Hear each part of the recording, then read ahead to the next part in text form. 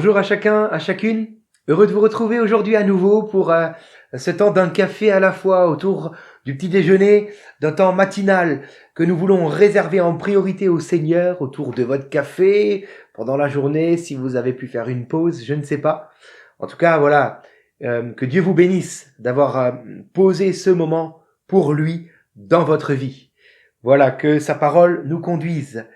Euh, pour information, cette semaine, il y aura 4 numéros d'un café à la fois, du lundi, aujourd'hui, jusqu'au jeudi inclus. Vendredi, c'est Noël, et il n'y aura pas de café à la fois. Je pense que, comme moi, vous serez en famille, etc.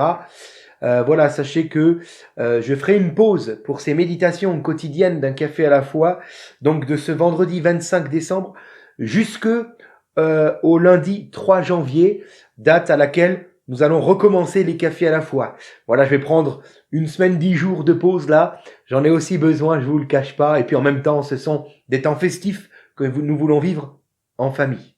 Voilà. Mais n'oubliez pas, le 3 janvier, mettez-vous une petite croix quelque part là sur votre calendrier.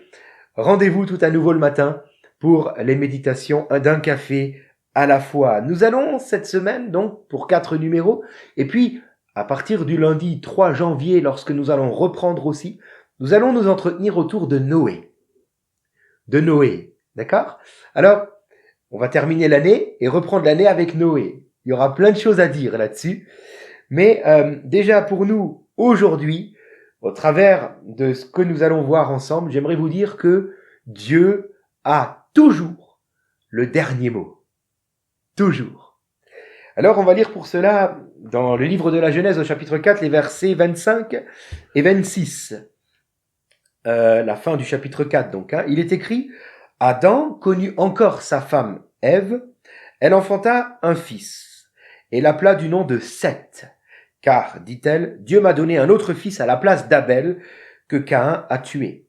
Seth eut aussi un fils, et il l'appela du nom d'Enoch. C'est alors que l'on commença à invoquer le nom de l'Éternel. Amen.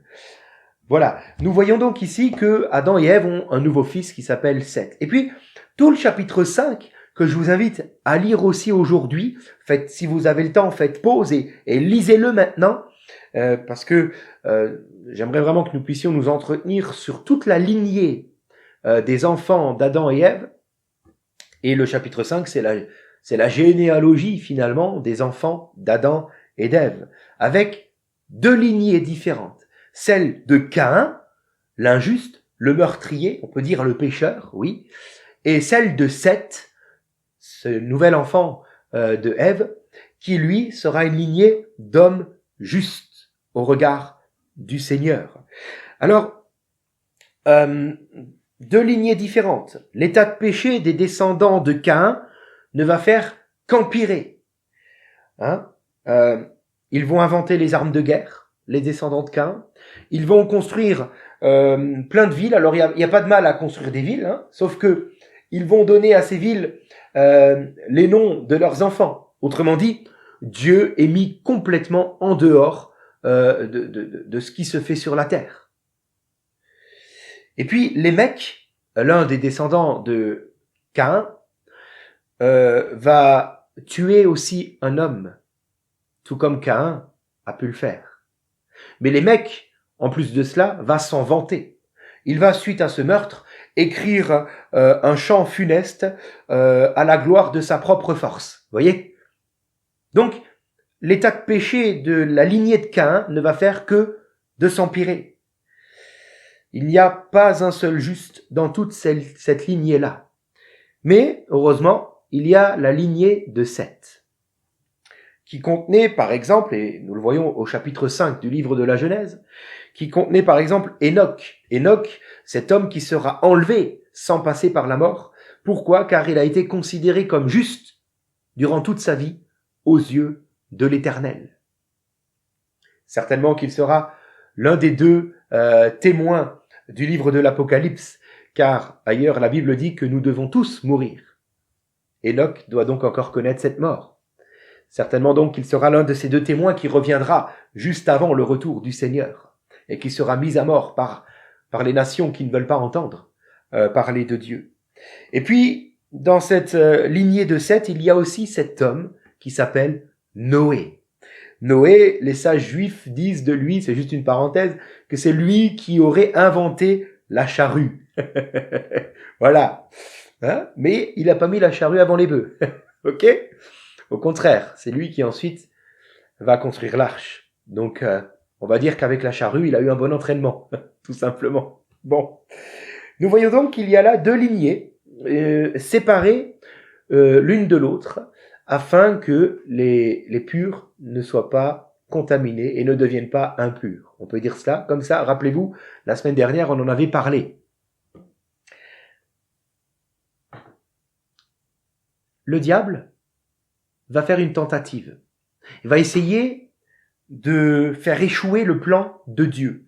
Dans Genèse chapitre 6, cette fois-ci, et au verset 2, il est écrit, je me le suis noté sur ma feuille, « Les fils de Dieu virent que les filles des hommes étaient belles, et ils prirent pour eux des femmes. » Et puis, au verset 4e, juste après, il est écrit, « C'était l'époque où il y avait des géants sur la terre. » Une autre version parle des héros de l'Antiquité. Que veut dire ce texte? Certains disent que, oui, les fils de Dieu, c'est la lignée de Seth qui était juste et qui sont allés vers la lignée de Caïn et ils se sont corrompus. Quelqu'un d'autre dira, et c'est les commentaires qui le disent aussi, non, les fils de Dieu sont ceux qui sont créés directement par la main de Dieu. Il s'agit donc d'anges déchus, c'est-à-dire de démons, qui vont prendre des femmes et faire des descendants. D'où ces géants sur la terre et ces héros de l'Antiquité, héros qui sont probablement devenus ces mythes aujourd'hui, mythologie grecque, hein, Zeus, Athéna, Poséidon, etc., qui sont issus donc de cette alliance entre des anges déchus et la femme.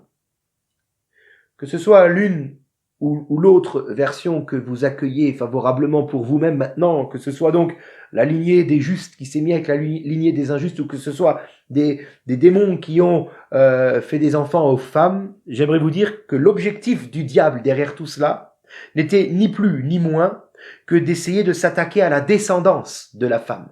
Car le diable se souvenait de la parole de condamnation que l'Éternel avait prononcée sur lui dans le jardin d'Éden, rappelez-vous, où il avait dit « Je mettrai inimitié entre toi et la femme, entre ta descendance et sa descendance, et celle-ci t'écrasera la tête, même si toi tu lui blesseras le talon. » Le diable voulait donc, mettre un coup fatal sur la descendance de la femme, et ainsi détruire le plan de Dieu.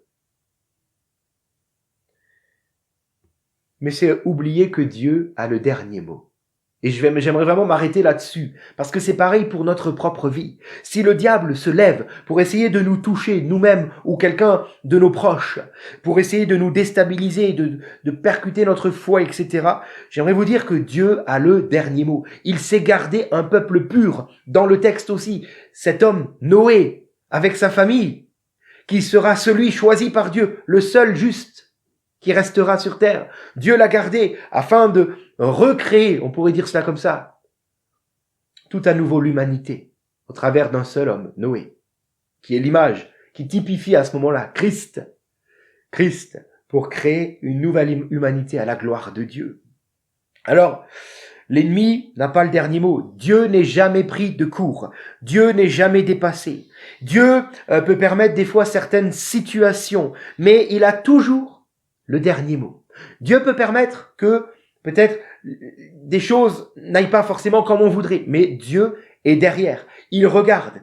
Et s'il permet certaines choses, ce n'est pas sans permettre que son plan soit avorté. Non, le plan, les promesses que Dieu a pour ta vie vont s'accomplir.